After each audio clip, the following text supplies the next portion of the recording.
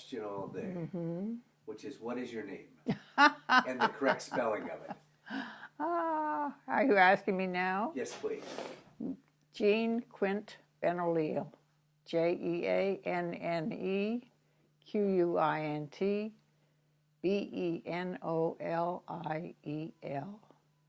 And was Quint your maiden name? Yes. And where and when were you born? I was born in National City, California, December 9th, 1919. And did you grow up in California, or did you? Yeah, I grew up in San Diego. Oh, okay. San Diego's a beautiful place, but is growing like everywhere else, and. I don't happen to like it that much, but. Is that right? When did you move up here to Washington after this? When Bob and I got married in 1970. When Pearl Harbor happened, where were you? I was working nights at the county hospital in San Diego, and I can remember Pearl Harbor real well. How did you find out about it? I don't really know. I don't know, probably somebody came and told us, because in those days you only had radio, you know. And you were a nurse already then? Oh, yeah. So you had gone to nursing school, or how did you? Yep. I took my basic training at St. Luke's Hospital in San Francisco.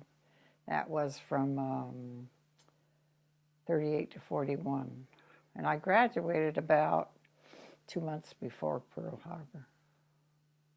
So you trained in the service as a nurse? I mean, No, I was already a nurse. So, but you said you did your basic and. Well, basic nursing is. Oh, okay. Your basic nursing. Okay, I thought, because everybody talks about basic training, and they're always talking military, but. Oh, okay. Yeah, well, training is a word that used to be used in nursing. As a matter of fact, the school I went to was called a training school.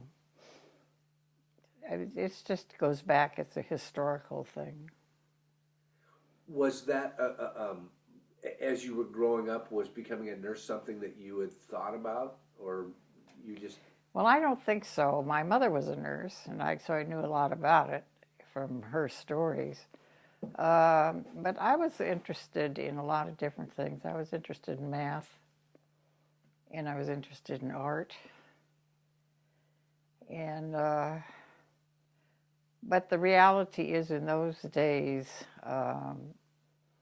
working class kids didn't go to college, and you had to do something practical.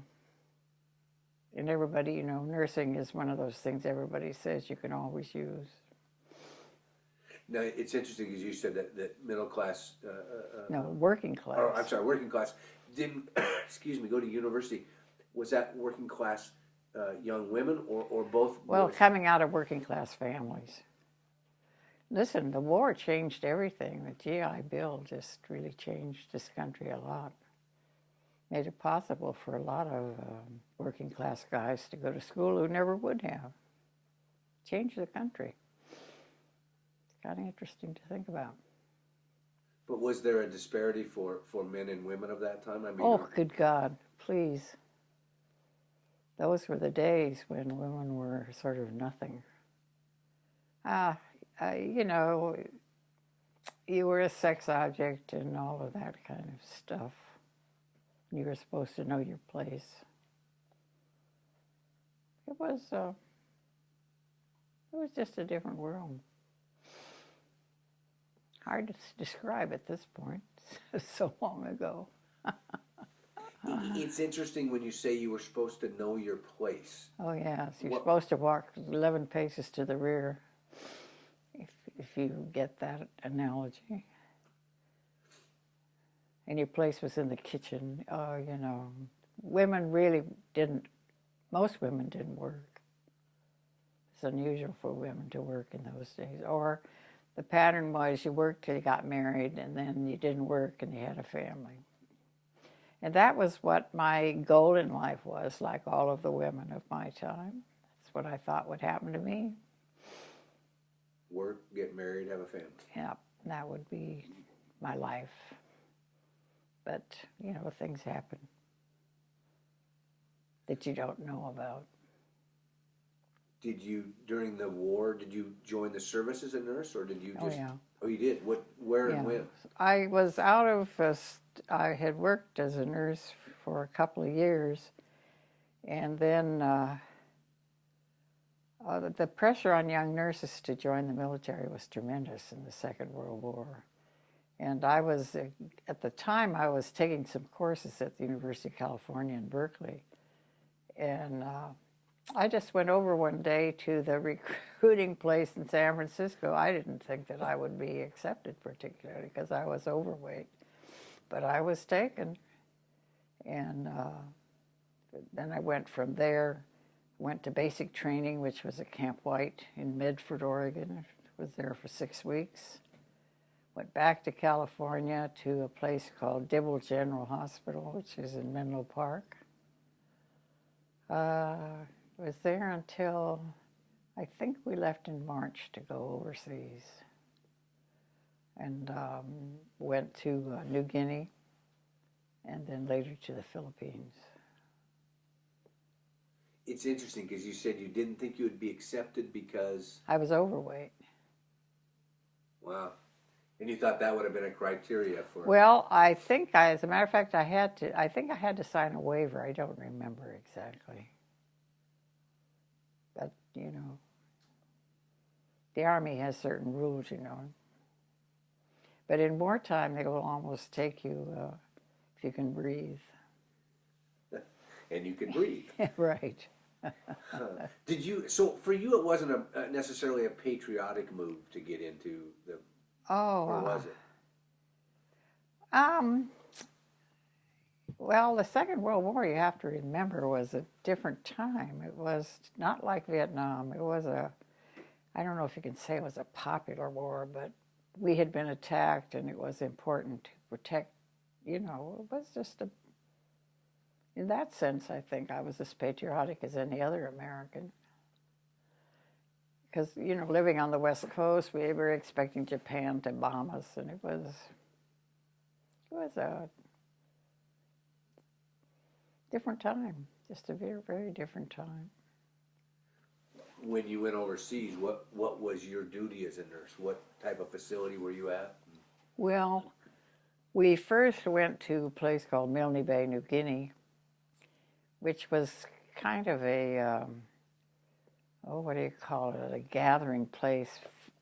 They brought a whole bunch of us over about that time. They were getting ready to make the push towards the Philippines and Japan. Now, you don't know this. You know nothing when you're in the service. But we lived in this huge pen behind barbed wire to keep us from being attacked by our own men. It was lovely thought for the day. Anyway, I went on detached service with a field hospital, and I just needed something to do.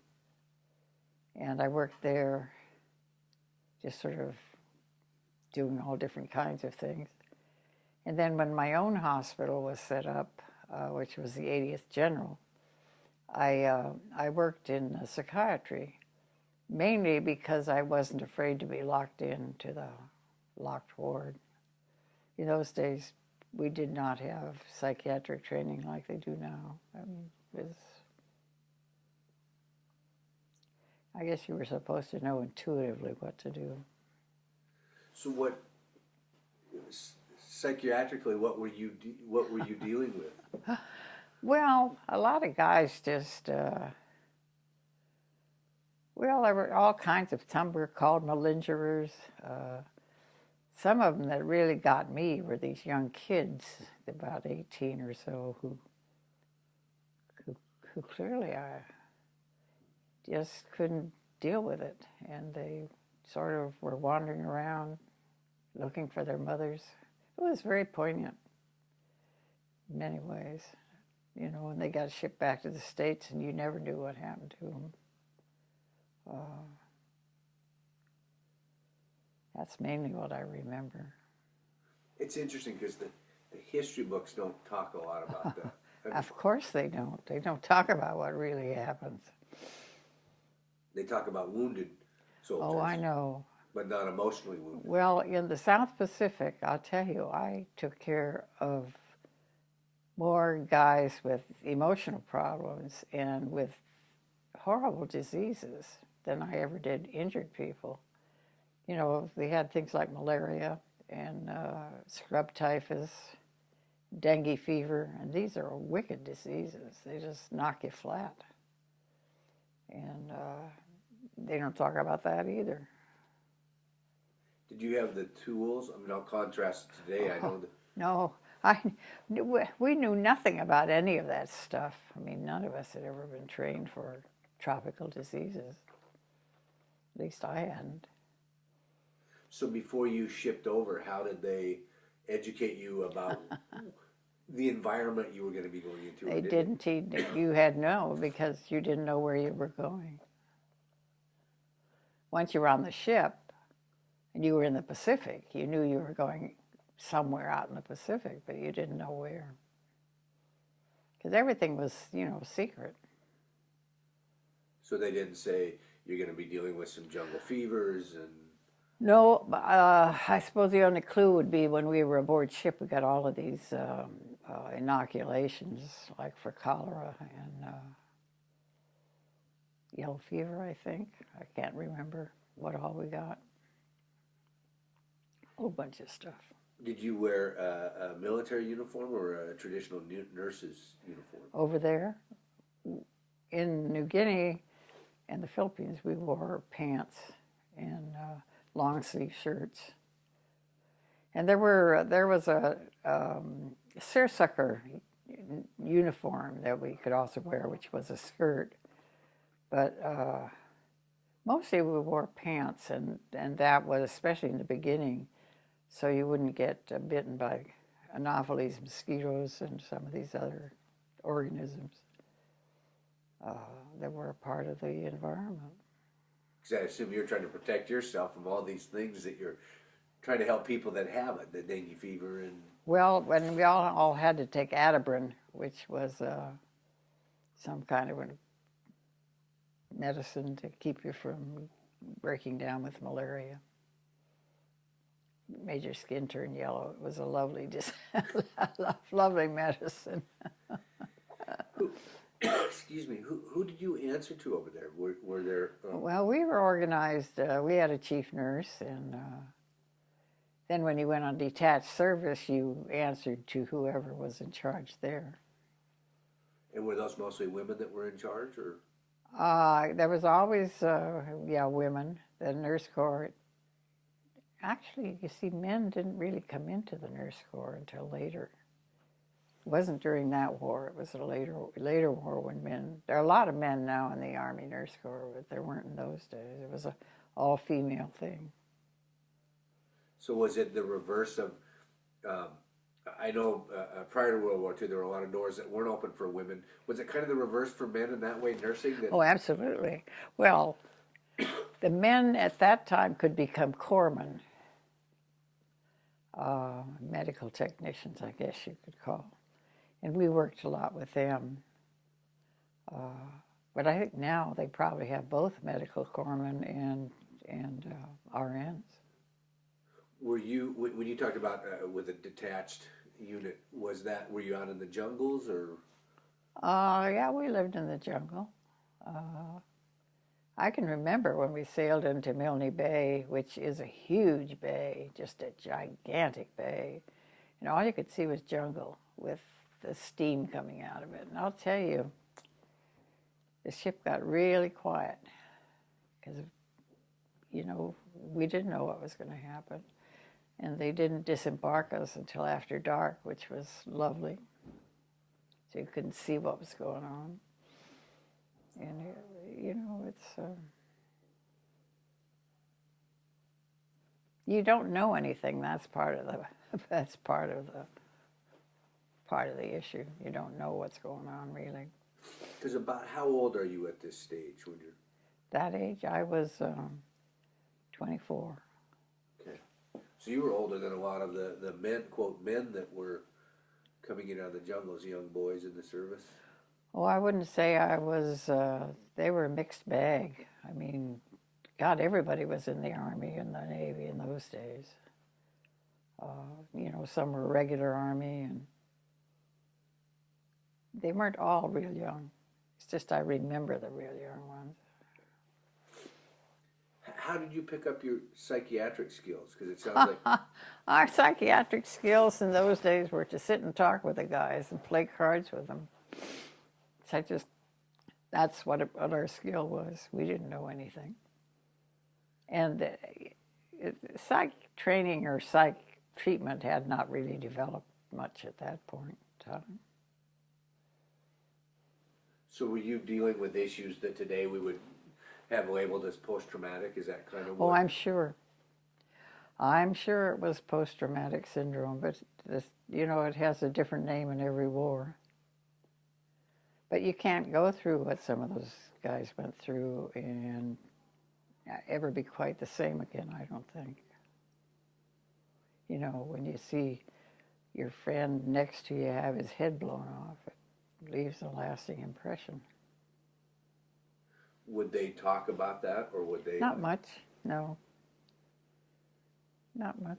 They'd try to separate, try to Well, I disassociate? don't know. See, when we came home, none of us talked about being in the service, and I understand that's fairly common.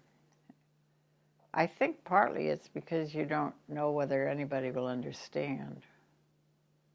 And partly I think you're trying to forget some things, you know. I would assume both of those. Yeah.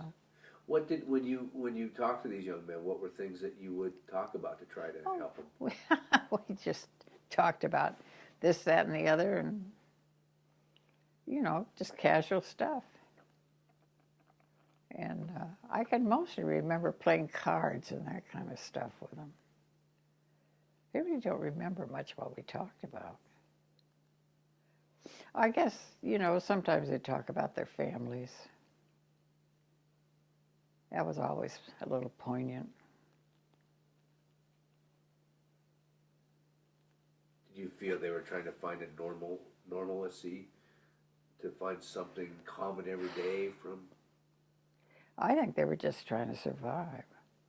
I think we all operated on the basis that today might be the last day. I really do.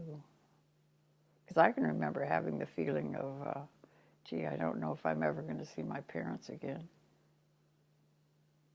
It's, you know, you're so far away from home, and jungle is a really weird place. It's hot and humid. Oh, God. When I think about it, it's awful. Mm-hmm. Were you close enough that you had fear of enemy attack, of planes, of? No, I never was. I personally never was.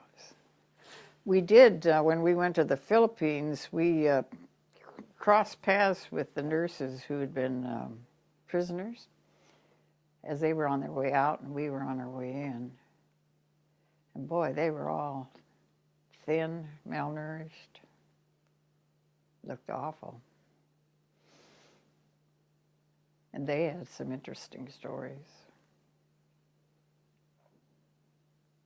What was the, so did you have a medical unit set up when you would finally get set up, or what was the facility? Yeah, the medical unit was set up. Usually what would happen, the men, the enlisted corps would go in and set up the unit.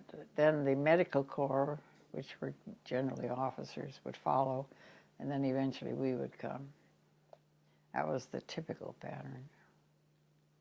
We didn't, you know, all go in together usually. Now, I think that may have been, that's different when you're in a field hospital or an evac hospital. See, I think the war in Europe was quite different in that the units were right there, like at the Battle of the Bulge and those kinds of things. They were right in the middle of it. I think it probably happened in the Pacific too, because people were prisoners. In fact, we met some of the people who had been prisoners in Japan when they were on their way out.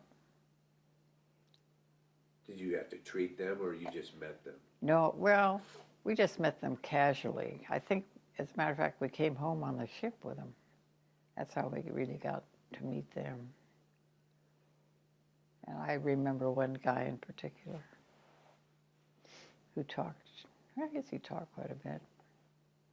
But people didn't talk a lot about stuff. Was it a business attitude or a disassociated attitude, or just doing your job, or? I don't know.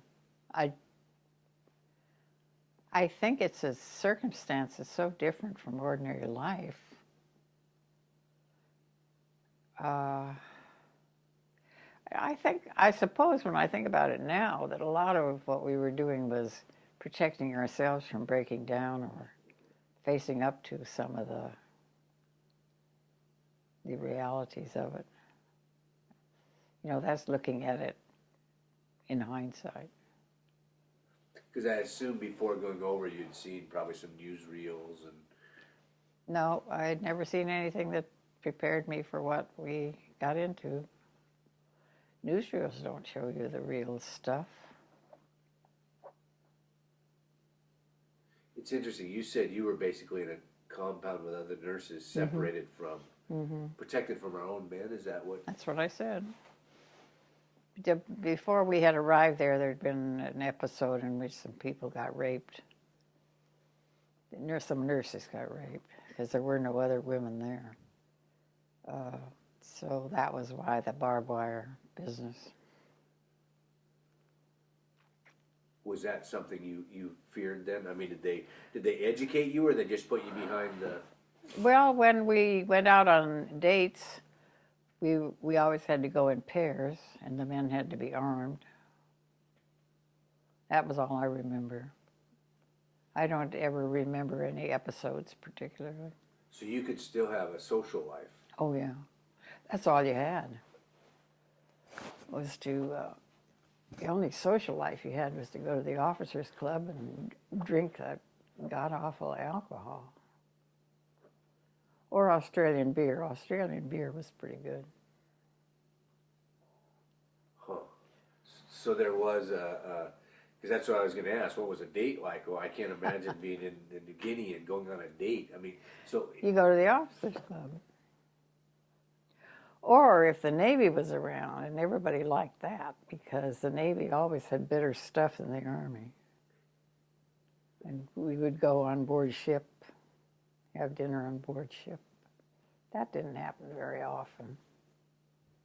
And would you generally go as a group of nurses, or you would go with? No, we would usually go as a group. It was usually arranged that way. Now, I'm sure there were some people who had individual arrangements, but. What were your sleeping quarters like behind this barbed wire? Well, when we first arrived, we slept in tents with mud on the floor. I can remember that. It was awful. And then we lived in native huts that were built by the natives up off the ground to keep the critters out. And you know what a native hut looks like, with a thatched roof, and then it's open air in between. So there was what you might call limited privacy. And then always had to use latrines, which we called the 8-holer.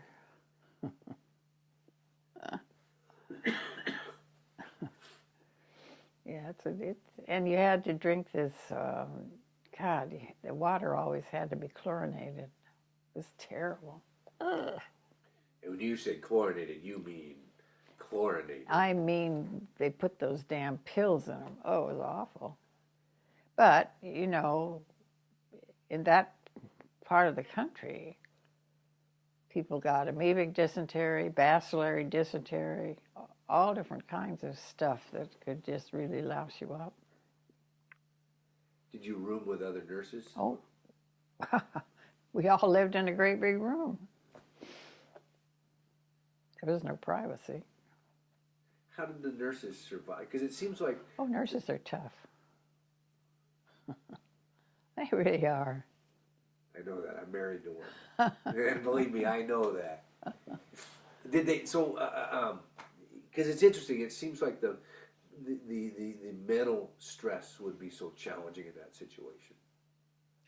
I don't think, I suppose you kept doing things, so you didn't sit and do any retrospective or reflective thinking much. You just lived. It was, I think, pretty much living the day as it comes and not thinking about tomorrow. It's interesting because you kind of alluded to this earlier. People that read all the history books tell you all about the wars and all that, but when you're in the middle of it, you really don't. Oh, you don't know what's going on. You don't, when the bombs were dropped in Japan, for example, we heard this vague thing that some big event had happened, but that's about all we ever heard. You just don't get the real scoop on a lot of things. Now, I suppose if you're in the generals group, you do, but... Did you carry a rank? Were you ranked? When I first went in, we carried what was called equivalent rank. So we all went in as second lieutenants. And then I think it was during the war that was actually changed to real rank. So was a second lieutenant, a female second lieutenant, respected? I mean... Well, it was the same as a male. I mean, you got the same pay. So they did, but I mean, discrimination-wise, were the women looked down upon or not looked down upon? Oh, of course. Women were treated the same way in civilian life as we were treated, I think. Now, a lot of what you would hear people say, especially the GIs, that the nurses were just over there to service the officers. You know, you have all this kind of stuff. It's interesting because you're the second person. Again, history books leave that out. I talked to a woman that was in the Marines, and she had a friend that was with her in the Marines. I mean, it might have been the Waves or the Wax, but that woman's husband was over in the European front, and they ended up getting divorced because everybody said, "Oh, they're only allowing women in the service." Exactly what you said was for the ranking officers to sleep with and all that. And her husband never believed her, so it destroyed a marriage. Oh, wow. Well, that was his problem, wasn't it? Yes, it was. But see, women were expected to behave differently. Oh, God, there were good girls and bad girls. I mean, I think things have changed some from that. In the service or just in general? No, I'm talking in general. Yeah. And there were a few couples that got married overseas, which was also interesting. Not many, just a few. And an occasional person went home pregnant. How did they deal with that? They got shipped home. You mean how did the person deal with it? Well, was it hush-hush or... Well, my God. It wasn't talked about a lot, but usually you knew if somebody was pregnant. And but they got shipped home, and they probably got put out of the service, I imagine. Yeah, I think things have changed a lot now. People can have families where they couldn't. You know, in those days, you were supposed to be pure, I guess. Could you, as a nurse, be married if you were in the service, or? Initially, no.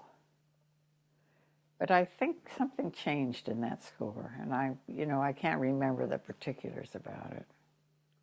But initially, you had to be single.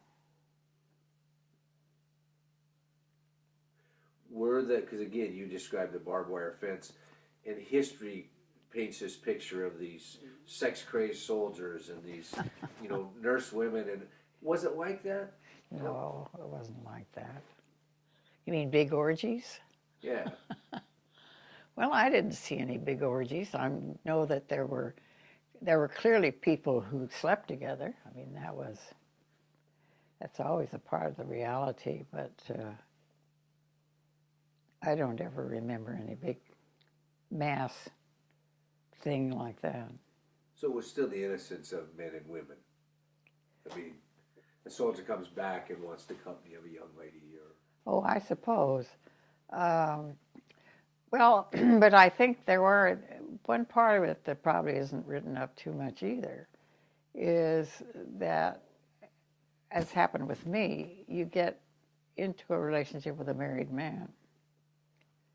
And then when the war ends, he goes back to his wife, and you are left to pick up the pieces. Now, I think that happened a lot.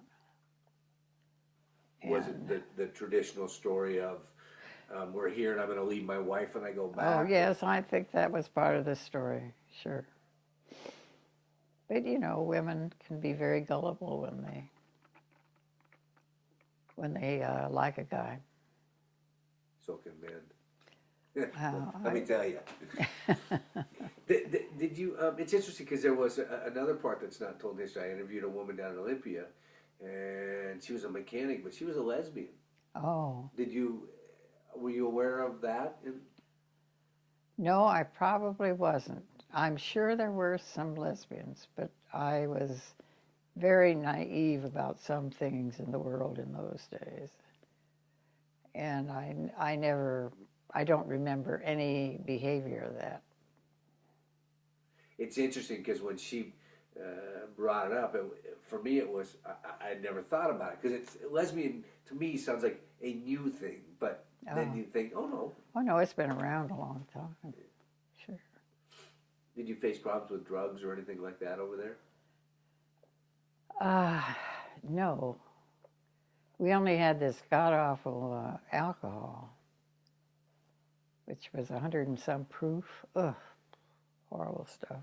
And then jungle juice. The guys would make liquor out of anything. Oh, when I think about what we did to find something to do. It's kind of, you know, you spend a lot of time sitting around doing nothing in the service. There's no New Guinea. There was no Paris to go back and visit. You know, it's and when you've seen one jungle, you've seen them all. Believe me. Yeah, it's not like you could just get in a Jeep and drive an hour to. That's right.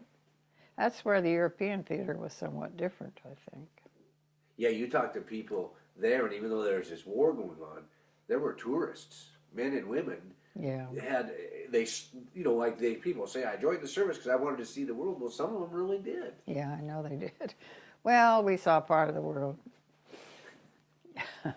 Once was enough? Once was enough over there? Well, when I went back to Australia to a conference once, and I really would like to have been able to go up to Papua just to see what New Milne Bay looked like. But, you know, you would have to have made special arrangements.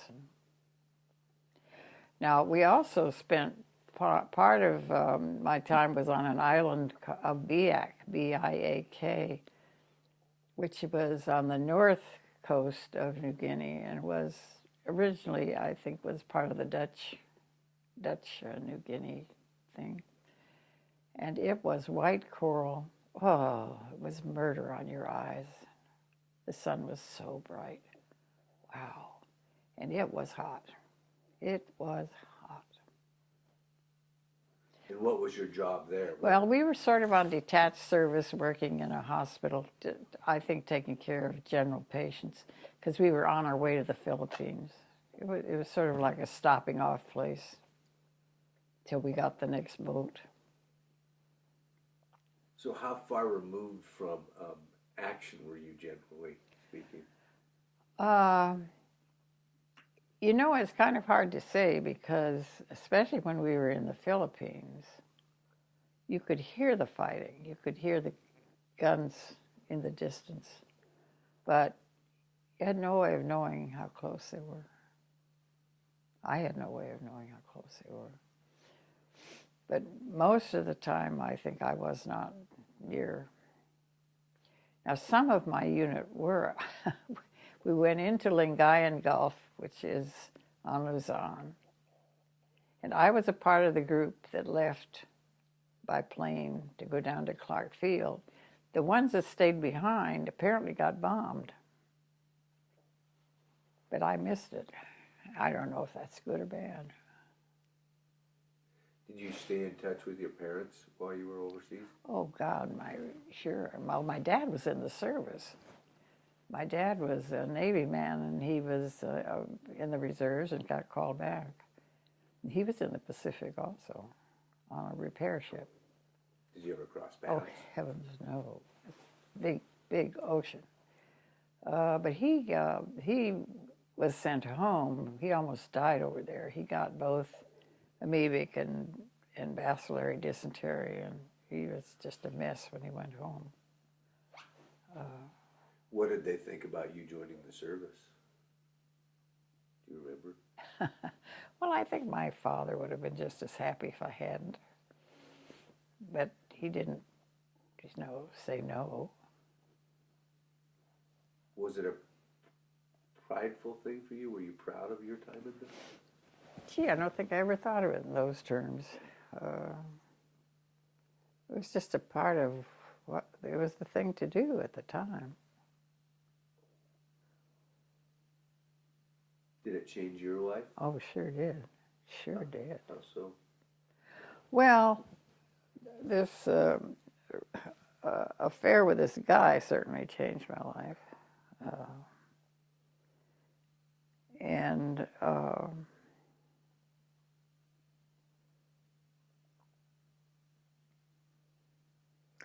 don't know how to think about whether the work itself changed my life that much. It was just sort of an interesting experience, different from any other kind of nursing that I've ever done. And but coming home was hard, and I think all of us who came home had a hard time adjusting. It's so different living in the military than in wartime, than when you get home, and you don't know what you want to do, and you sort of feel at loss, and you don't talk about things because you don't know whether anybody will understand what you're talking about.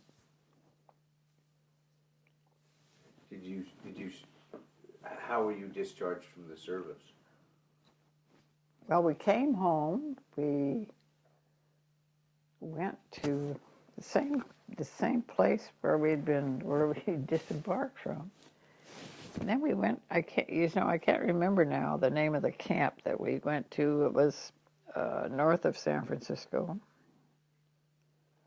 and that where we went through all this paper stuff, like being interviewed to be sure you were sound of mind, and some kind of a cursory physical exam, and then you got on a train and went home. Didn't have planes in those days. Did you have the opportunity to stay in if you wanted to? I suspect so, although I wasn't interested. I don't know how many people. Well, a few were, I guess. A few stayed. But I stayed in the reserves. So I was that interested. But then I did get married, and after my marriage, I decided I needed to resign my commission. And it's probably just as well, because I would have been called to Korea, I think, if I'd stayed in. And I understand that was a messy, messy war for people who've been there. Did women get the GI Bill also? Yeah. Yeah, I think that probably one of the best things that came out of the war was the GI Bill. Really educated a generation. Because I remember when we went to school at Oregon State, and my God, there were thousands and thousands of guys. It was just tremendous, the people going to school. And it was a great opportunity for people that they probably never would have had. Because you went on the GI Bill also. Yep. So they're both men and women, but of course there were Well, you know, it was based on how much time you had, and you got so many points, and there was a whole formula for how much help you could get. Did it open doors for you as a woman, you think, World War II? Did it change?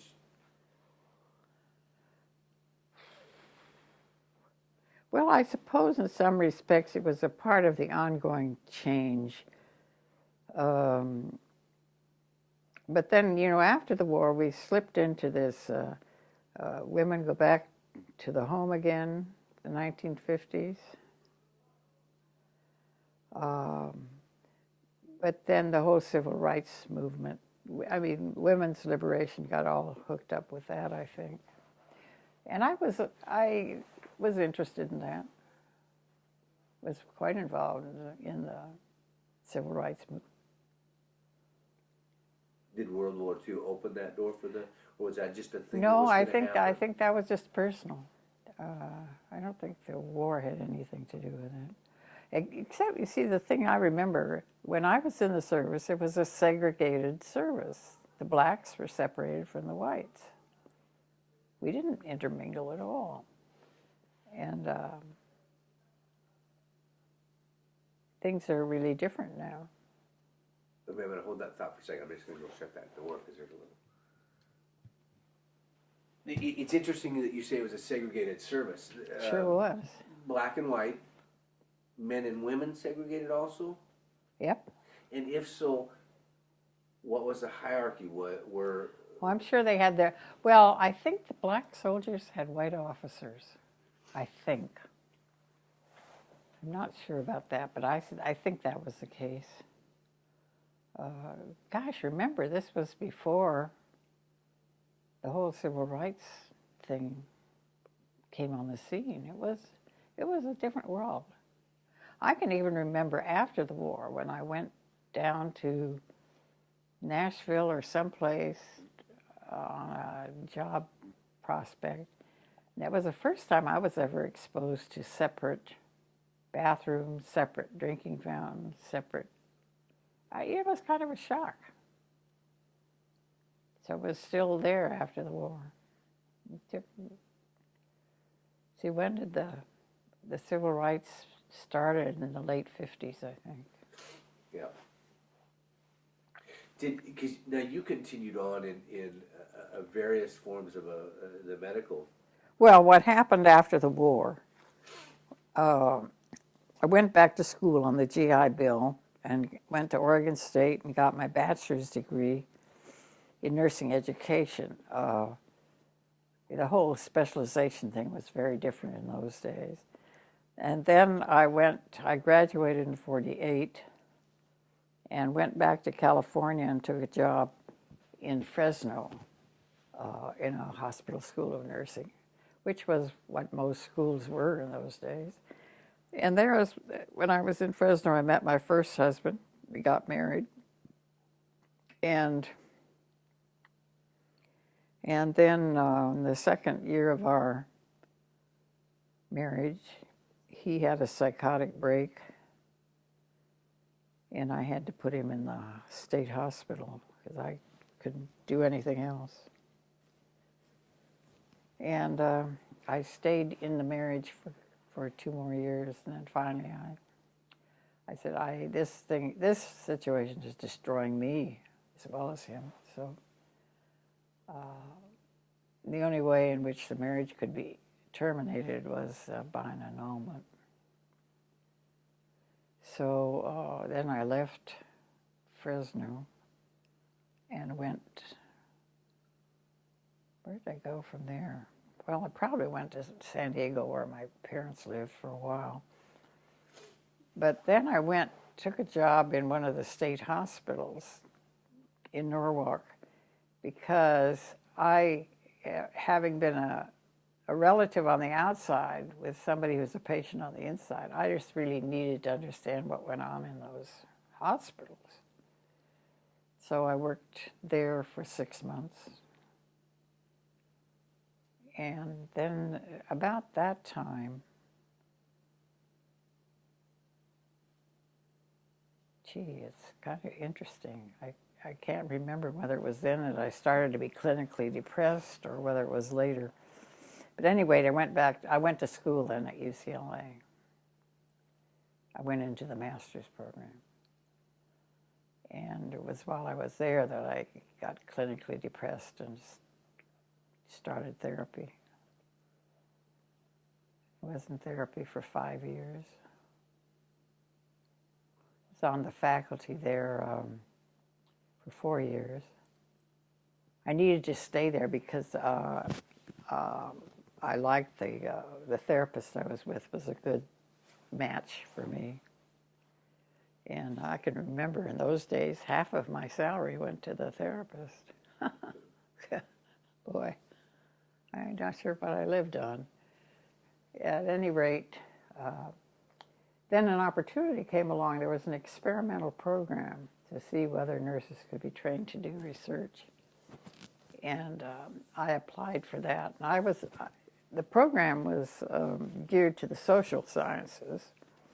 I was interested in physiology, so I had a sort of a special program where I studied physiology in the medical school with the medical student. It was an interesting time. Interesting time. Now I understand that you also were a little bit of a pioneer within the hospice.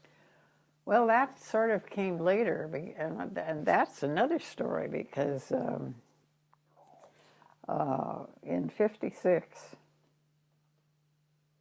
and that was right after I'd graduated with my master's, my younger sister died of a brain hemorrhage, and she was pregnant with her 4th child. And that baby was taken by cesarean section. And I went home, and when I walked in the door, the doctor said to me, she was hooked up to a ventilator. He said, she'll never breathe on her own. What do you think we should do? And I said, well, I think we should turn the machine off. So anyway, it took her about 8 hours to die, for her heart to stop, I should say. So that was a long day. I sat there with her husband and his best friend. Man. Well, that sort of changed my life, and that was kind of the beginning of my getting into the death and dying stuff. Because the next year, my mother had major surgery, and the next year after that, my father died of cancer. And I had a breast biopsy which was very scary in those days, because they didn't have mammograms and anything like that. Let's see, I get sort of, the dates get a little confusing here. As I said, you don't have to worry about specific. Yeah. It's interesting because, to rewind a little bit, you said a lot of people coming out of the working class prior to World War II wouldn't have gone to college, and now here you are with a master's. Well, see, but it wouldn't have happened if that whole GI Bill hadn't helped me get a bachelor's degree. And then life circumstances change what you do. I mean, I never thought I was going to get a master's degree either. But see, that's also part of the history of nursing, because that was about the time when graduate education was really beginning in nursing. And it's very different now from what it was in those days. But after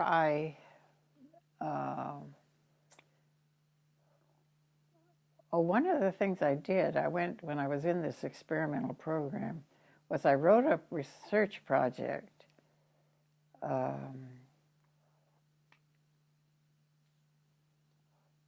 it had to do with the disfiguring effect. It had to do with the effects of disfiguring surgeries on women's adjustments, and I was particularly interested in mastectomy. Well, that project got approved and funded. Now, in the interim, I had decided to leave nursing and become a statistician of all things. But what happened was that I ended up doing both statistics and doing this project, because the dean of the School of Nursing would have died if that project hadn't been done. And that's the mastectomy study was really the beginning of my career in death and dying, because that was really what we got into, was the fear of death, and it was the predominant theme for those women. And then through that project, I had a sociologist who was my consultant. Through that project, I met Anselm Strauss in San Francisco, who was looking for a nurse who was comfortable with death and dying, to join him on a project.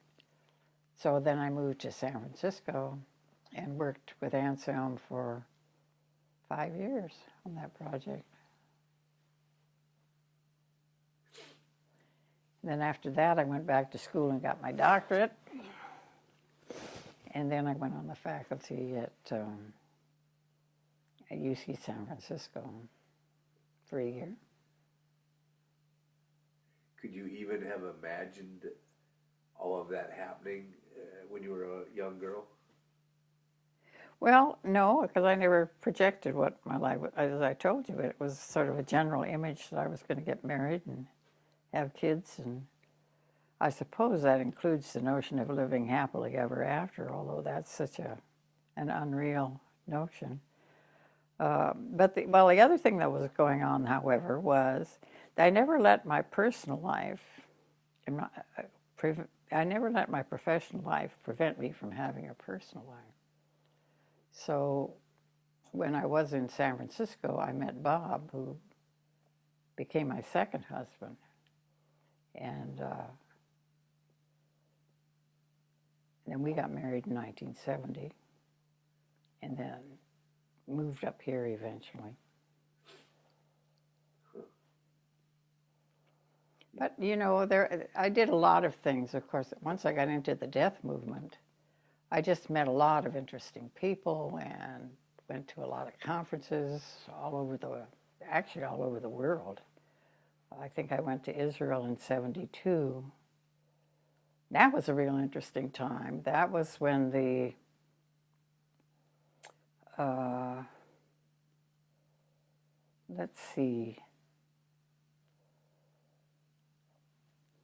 there was a Belgium airplane that had gotten shot up by the Palestinians, I think, and at what was called Lod Airport in those days. It's now Ben Gurion, I think. And that I was there when this happened, and then through the grapevine, I guess, anyway, these Japanese hitmen came in and shot up the airport.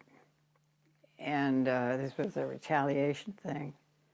And what happened was that a bunch of Puerto Rican pilgrims who had got killed more than anybody else. So that was a part of the beginning of Israel's horrendous experiences. You've led a very busy life. Well, it's been interesting. But, you know, a lot of things happen to you, not because you plan them, it's because you happen to be there. But in happening to be there over the years, you've touched many different lives. Oh, sure. Shoulders, dealing with the hospice. Oh, yeah, and I've met lots and lots of interesting people. The most interesting people, in many ways, are people who are dying, because most people don't think of them as dying, you know. Most people will avoid dealing directly with that term. But when you're facing a life-threatening illness, you don't want to deal with trivial things. You want to talk about what really matters. And I think that's what I liked about the work. So you deal with the real stuff. And so you learn a lot about people's lives.